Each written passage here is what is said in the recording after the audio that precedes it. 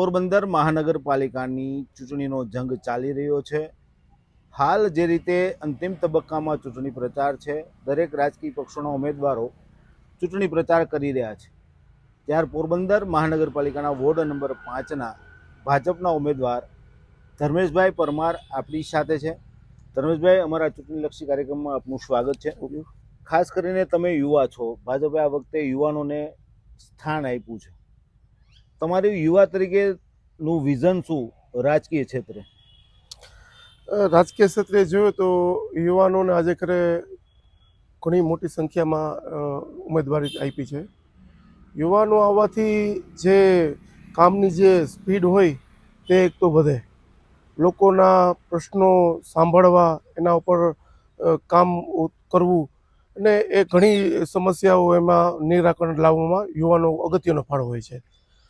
ખાસ કરીને ધર્મેશભાઈની જો વાત કરીએ તો આ પહેલાં મહાનગરપાલિકાની ચૂંટણીમાં એમના પત્ની ચૂંટણી લડ્યા હતા અને જીત્યા હતા, પરંતુ હવે આ વખતે ધર્મેશભાઈ મેદાને છે। એ ઇન્ડિયન રેડક્રોસ સોસાયટી સાથે જોડાયા છે, આરોગ્ય ક્ષેત્રે તેમની કામગીરી છે। પોરબંદર શહેરમાં આપ જ્યાં વૃક્ષો જોવો છો, એ વૃક્ષોના સદભાવના ટ્રસ્ટના માધ્યમથી જે પોરબંદરમાં 5000થી પણ વધુ વૃક્ષોનું વાવેતર કર્યું છે, એમાં ધર્મેશભાઈનું ખાસ મહત્વ રહ્યું છે। ધર્મેશભાઈ, શહેરના વિકાસ માટે, લોકોના આરોગ્ય માટે આપની ખૂબ સેવાઓ રહી છે। રાજકારણની જગ્યાએ, પરંતુ સેવા માટેનો ઉદ્દેશ્ય શું? પહેલાં તમે આંકડો એક ગ્રીન જે પોરબંદર અમારું કોન્સેપ્ટ ચાલુ રહ્યો છે સદભાવના સાથે, એ અત્યારે પોરબંદરમાં 13,000થી વધુ વૃક્ષો રોપી દીધા છે। આપણા આદરણીય શ્રી રામદેવભાઈ મોટવાડિયા, પ્રવીણભાઈ ખોરાવા અને અમારી સમગ્ર ટીમ ગ્રીન પોરબંદરની છે, તે 13,000 વૃક્ષો વાવી દીધા અને આવતા સમયમાં 1.5 લાખ વૃક્ષો વાવવા જઈ રહ્યા છે।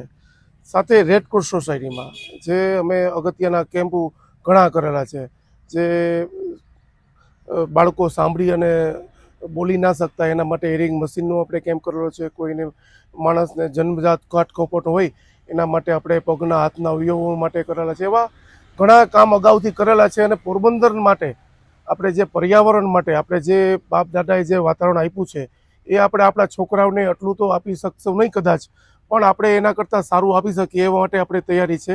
અને પોરબંદરમાં હરેક જગ્યાએ આપણે વૃક્ષરોપણ થાય, પર્યાવરણ માટે પણ એક પોરબંદર આગળ વધે અને જેમ ગાંધીનગર ગ્રીન સિટી તરીકે ઓળખાય છે, એવી રીતના પોરબંદર પણ ગ્રીન સિટી તરીકે ભવિષ્યમાં ઊભી થાય એવા પણ આપણે પ્રયત્ન છે। સામાન્ય રીતે ધર્મેશભાઈ, રાજકારણમાં આવતા હોય, કોઈ લાભ લેવા માટે આવતા હોય છે, એવી એક માન્યતા છે, તો તમે તો સેવામાં જોડાયેલા છો અને હવે રાજકારણમાં સામાન્ય રીતે તમે ચૂંટણી લડતા નહોતા અત્યાર સુધી, આ વખતે ચૂંટણી લડ્યા, એનું કારણ શું? ચૂંટણી લડવામાં મારા વાઈફ ગયા વખતે ટ્રમ્પમાં 6 નંબરના વોર્ડમાં ઉમેદવારી હતા અને તે જીતેલા હતા અને 5 વર્ષ મેં કામ કરેલું હતું, પણ એવું નહીં કે લાભ માટે જ બધાએ ફેસબુકમાં ને સોશિયલ મીડિયામાં ચર્ચા ચાલતી હોય, પણ એકવાર જો રાજકીય જાહેર જીવનમાં આવીએ તો એની ઘણી સમસ્યા હોય છે। આપણા કામ વ્યસ્ત હોય, પ્રજા માટે ગમે ત્યારે આપણે 24 કલાક અવેલેબલ રહેવું પડે છે, લોકોની કામ માટે આપણા કામ છોડી દેવા પડે છે, એટલે ઘણું એવું હોય છે। પણ એવી ખોટી માન્યતા છે કે પોતાના લાભ માટે જ આમાં આવે છે। લોકો માટે કામ, આપણા ગામ માટે આપણે કામ કરવાની શક્તિ ભગવાને આપી હોય, એટલા લોકોએ સાથ આપ્યો હોય છે, તો એના માટે આપણે કામ કરવું એક અગત્યનું આપણો ભાગ બની રહે છે। એવું કહેવાય છે કે ધર્મેશ પરમાર એટલે ગ્રાઉન્ડનો માણસ, સામાન્ય માણસનું કામ હોય। તમે કોરોનામાં પણ એવું કામ કર્યું, તમારા વોર્ડમાં પણ કામ કર્યું, આ પ્રકારનું લોકો સાથેનું એટેચમેન્ટ તમને ક્યાંથી આવી લાગણી કે ભાઈ આ મારે કરવું છે, મારે આ કરવું છે? રાજકારણ એક બાજુની વાત છે, લોકોની સેવા માટેનું તમારું પ્રેરણા સ્ત્રોત કોણ? આપણે માનનીય કેબિનેટ મંત્રી શ્રી અર્જુનભાઈ મોટવાડિયા, રામદેવભાઈ મોટવાડિયા સાથે મેં છેલ્લા 5-6 વર્ષથી હું જાહેર જીવનમાં છું અને હું ખુદ એવું માનું છું કે મને કોઈએ એવું વ્યક્તિ કીધું નથી કે તમે જાહેર જીવનમાં આવો, હું મારે સ્વયંભૂએ આવ્યો છું અને મારી ખુદની જવાબદારી હું સંભાળું છું કે આજે હું કોર્પોરેટ તરીકે ઉમેદવારી કરી છે અને મને વિશ્વાસ જ છે કે અમે 4 ઉમેદવારને સારી જંગી મત આપી અને વિજય બનવાના છે।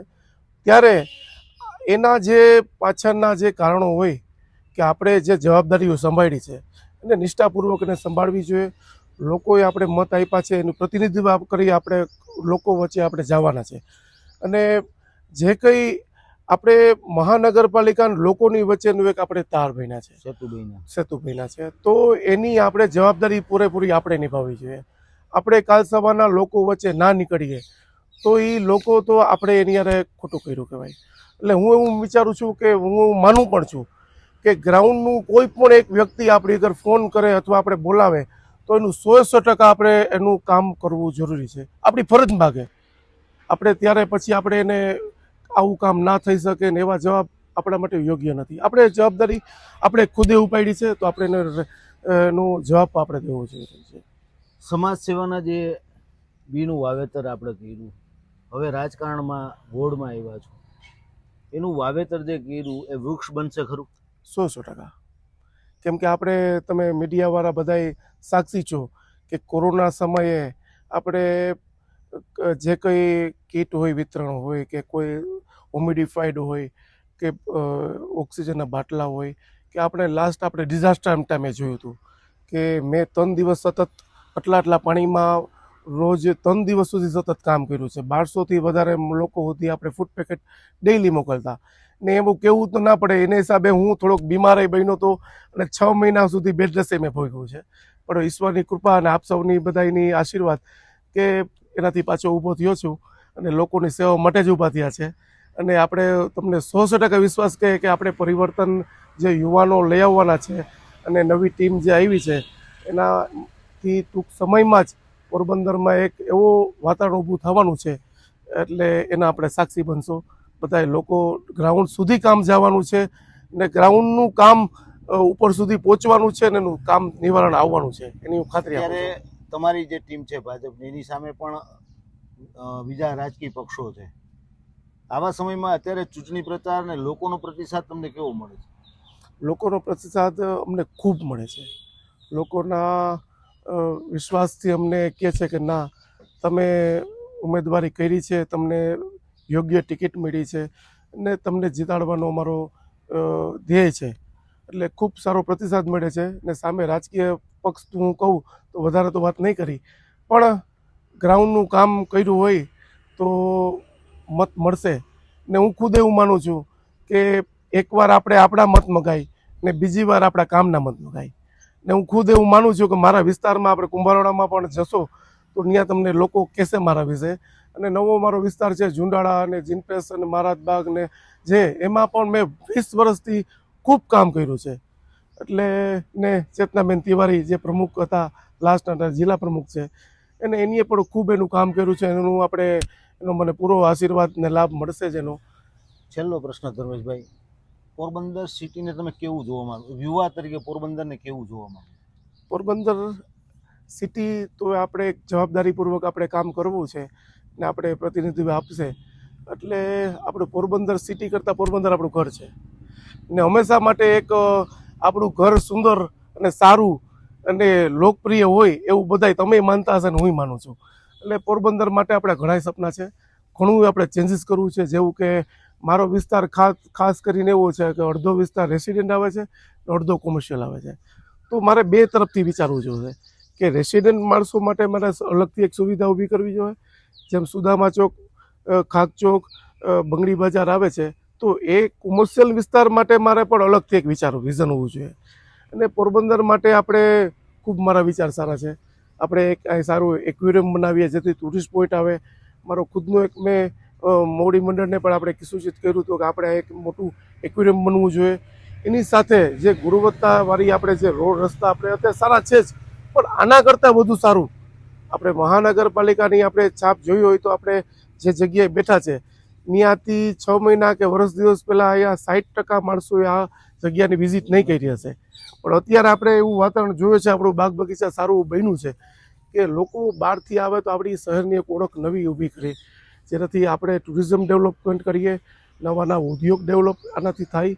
પણ આપણે સાથે મળીને આપણે તમારો અને લોકોનો પણ સહકાર આમાં જોઈએ ત્યારે આપણે પૂરું એક આપણા શહેરનું કહીએ તો આપણા ઘરનું એક નિર્માણ કરી શકશું. આ હતા વોર્ડ નંબર 5ના ભાજપના ઉમેદવાર ધર્મેશભાઈ પરમાર, જેમણે હંમેશા સેવાને પ્રાધાન્ય આપ્યું છે અને રાજકારણમાં તો હવે પ્રવેશ કર્યો છે. પરંતુ એમનું કહેવું એવું છે કે પોરબંદરની પ્રજાને સારી સુખાકારી મળે, લોકોને સારી સુવિધા મળે પોરબંદર માટેનું એનું એક વિઝન છે કે રોજગારી મળે, લોકોના જે પ્રશ્નો છે, પાયાના પ્રશ્નો છે, એમનું પણ નિરાકરણ થાય. સેવાની સાથે રાજકારણને જોડી અને આ યુવાન અત્યારે ચૂંટણી મેદાનમાં છે, ત્યારે મતદારોનો આશીર્વાદ તેમને કેટલા મળશે એ હવે જોવાનું રહ્યું.